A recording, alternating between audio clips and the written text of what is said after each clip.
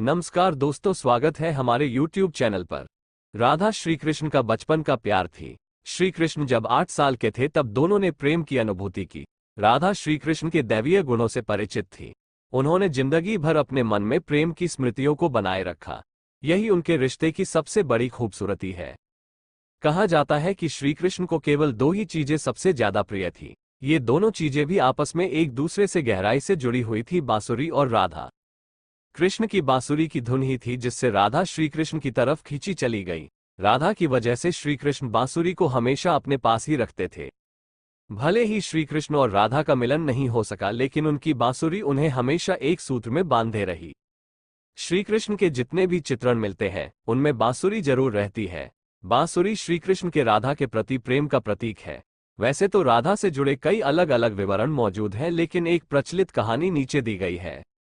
भगवान श्री कृष्ण से राधा पहली बार तब अलग हुई जब मामा कंस ने बलराम और कृष्ण को आमंत्रित किया। वृंदावन के लोग ये खबर सुनकर दुखी हो गए। मथुरा जाने से पहले श्री कृष्ण राधा से मिले थे। राधा कृष्ण के मन में चल रही हर गतिविधि को जानती थी। राधा को अलविदा कह कृष्ण उनसे दूर चले गए। कृष्ण राधा से ये वादा करके गए थे कि वो वापस आएंगे, लेकिन कृष्ण राधा के पास वापस नहीं आए। उनकी शादी भी रुक्मिणी से हुई। रुक्मिणी ने भी श्री कृष्ण को पाने के लिए बहुत जतन किए थे। श्री कृष्ण से विवाह के लिए वो अपने भाई रुक्मी के खिलाफ चली गई। राधा की तरह वह भी श्री कृष्ण से प्यार करती थी। रुक्मिणी ने श्री कृष्ण को एक प्रेम पत्र भी भेजा था कि वह आकर उन्हें अपने साथ ले जाए। इसके बाद ही कृष्ण रुक्मिणी के पास गए और उनसे शादी कर ली। कृष्ण के वृंदावन छोड़ने के बाद से ही राधा का वर्णन बहुत कम हो गया। राधा और कृष्ण जब आखिरी बार मिले थे तो राधा ने कृष्ण से कहा था कि भले ही वो उनसे दूर जा रहे हैं, लेकिन मन से कृष्ण हमेशा उनके साथ ही रहेंगे।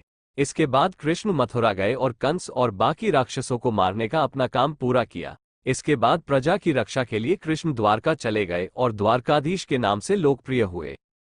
जब कृष्ण वृंदावन से निकल गए तब राधा की जिंदगी ने अलग ही मोड़ ले लिया था। राधा की शादी एक यादव से हो गई।